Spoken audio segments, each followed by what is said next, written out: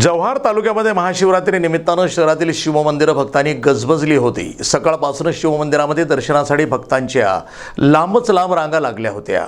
यंदा महाशिवरात्रीचा सण आणि जागतिक महिला दिवस एकाच दिवशी आल्याचा सुवर्णयोग जुळवून आला होता, त्यामुळं महिला भगिनींची दर्शनाला मोठी गर्दी होती। जव्हारपासून अवघ्या 8 किलोमीटरवर असलेल्या बाळकापरा येथे शंभू शिवशंकराचं मंदिर आहे। मंदिर डोंगराच्या कुशीत निसर्गाच्या सानिध्यात वसलं आहे, त्यामुळे भाविक मंदिराला अधिक पसंती देतात। बाळकापरा येथील शिवमंदिर जयेश्वर मंदिर म्हणून ओळखलं जातं।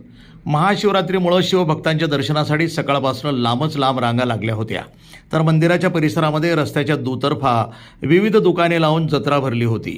जयेश्वर मंदिर कमिटीचे बळवंत गावित यांनी भाविकांसाठी नियोजनाची चोख व्यवस्था केली होती।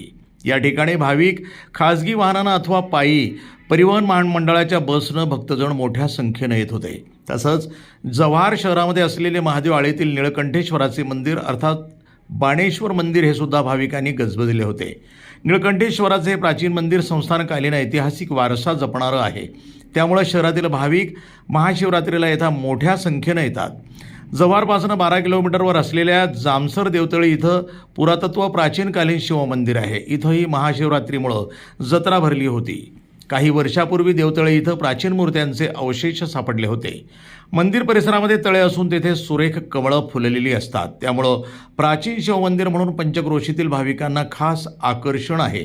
याशिवाय खरवंदजवळ असलेल्या तांबडमाळ इथं ही शिवमंदिर आहे, तिथंही शिवभक्त दर्शनासाठी येत होते। प्रतिनिधी भरत गवारी, पालघर, NTV न्यूज मराठी।